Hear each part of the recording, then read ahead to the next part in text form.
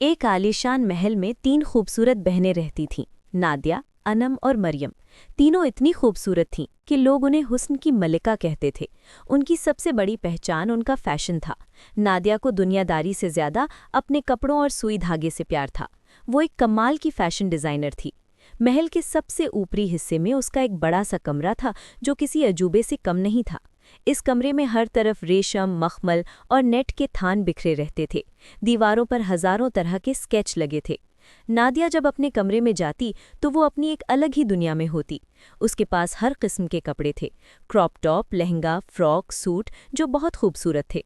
नादिया का ख्वाब था कि वो एक ऐसी ड्रेस बनाए जिसे पहनकर इंसान सिर्फ खूबसूरत ही ना लगे बल्कि उसकी एक अलग पहचान बन जाए। अनम और मरियम को देखकर महल का हर इंसान, यहाँ तक कि उनके वालिदैन भी अक्सर कंफ्यूज हो जाते थे। दोनों का चेहरा एक जैसा, दोनों की मुस्कुराहट एक जैसी और दोनों का कद भी बिल्कुल बराबर था। अनम और मरियम को एक जैसे कपड़े पहनना पसंद था।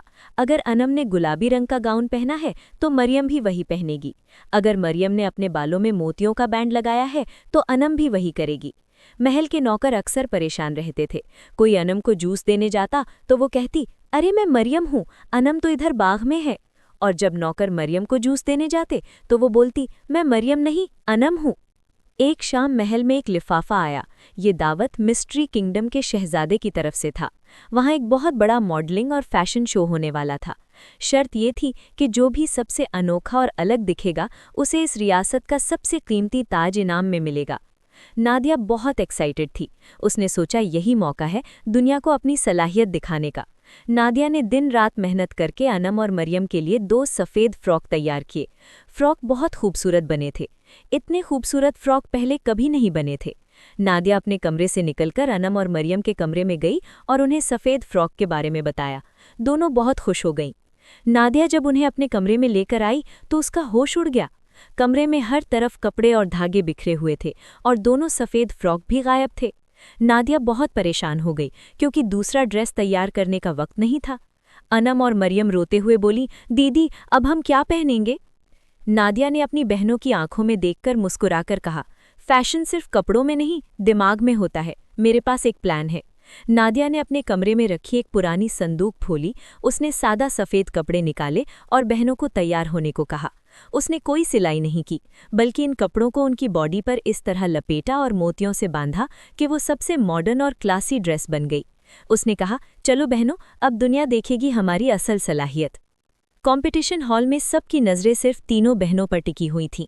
अनम, मरियम और नादिया बारी बारी सबके सामने आईं। अचानक पार्टी में लाइट चली गई और एक चीख सुनाई दी। कोई नादिया का कीमती नेकलेस छीनने की कोशिश कर रहा था। फिर अचानक लाइट आ गई और अनम और मरियम ने मिलकर चोर को पकड़ लिया। चोर कोई और नहीं बल्कि उसी रियासत की एक जलने वाली शहजादी थी जिसने नादिया की ड्रेस चुराई थी। शहजादे ने नादिया की हिम्मत और उसकी बनाई हुई इंस्टेंट ड्रेस की बहुत तारीफ की। अनम और मरियम की खूबसूरती और उनकी बॉन्डिंग ने सबका दिल जीत लिया। बादशाह ने फैसला सुनाया कि असल फैशन वो नहीं जो महंगा हो, बल्कि वो है जो मुश्किल वक्त में भी आपको बावकार दिखाए। नादिया को बेहतरीन डिज़ाइनर और अनम और मरियम को सबसे स्टाइलिश जुड़वा बहनों का खिताब मिला। कंपटीशन खत्म हुआ और तीनों बहनें वापस महल पहुंच गईं। मुकाबले के बाद नादिया का फैशन पूरे शहर में मशहूर हो गया। उसका कमरा पहले से भी ज्यादा खूबसूरत फैशन स्टूडियो बन गया, जहां हर किस्म की ड्रेस मौजूद थी। हर लड़की अपनी पसंद की ड्रेस बनवाने आती थी। अब उसका कमरा सिर्फ एक कमरा नहीं बल्कि नादिया का जादुई स्टूडियो बन चुका था। एक दिन महल में एक परेशान अमीर ताजिर आया। उसने कहा, नादिया जी, मेरी बेटी की शादी पहाड़ी इलाके में होने वाली है। वहाँ सुबह सख्त सर्दी, दोपहर में तेज धूप और शाम को बर्फीली हवा चलती है। क्या आप ऐसी ड्रेस बना सकती हैं जो हर मौसम में काम आए? अनम और मरियम ये सुनकर हैरान हो गईं। नादिया मुस्कुराई और बोली, फैशन का मतलब सिर्फ सिलाई नहीं बल्कि सही सोच और मेहनत है। मुझे कुछ दिन दीजिए। नादिया ने खुद को स्टूडियो में बंद कर लिया और दिन रात काम किया। उसने रेशम के धागों के साथ बारीक चांदी के तार बुने और ड्रेस में ऐसी तहें शामिल की जिन्हें ज़रूरत के मुताबिक हटाया या जोड़ा जा सकता था। जब ड्रेस तैयार हुई तो वो हल्के नीले रंग का लहंगा सूट था जिसमें एक खास बेल्ट लगी थी। तेज धूप में इसका रंग सफ़ेद हो जाता और ठंड में इसकी तहें जुड़कर गर्मी फराहम करती। अनम और मरियम चुपके से ड्रेस आजमाने बाग में चली गईं। अचानक बारिश शुरू हो गई, मगर ड्रेस पर पानी का कोई असर न हुआ। पानी की बूंदें ऐसे फिसल रही थीं जैसे वो शीशे की बनी हो। नादिया ने ये मंजर देखा तो हंस पड़ी और बहनों को गले लगाकर कहा, तुम दोनों ही मेरी सबसे बड़ी तहरीक हो।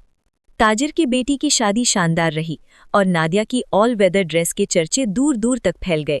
अब सिर्फ आम लोग ही नहीं बल्कि दूसरे मुल्कों की रानियां भी उसके पास आने लगी।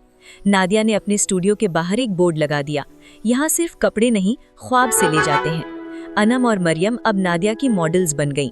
तीनों बहनों ने मिलकर अपने फैशन को नई पहचान दी और हमेशा खुशी से साथ रहने लगीं। And I've been marrying quietly.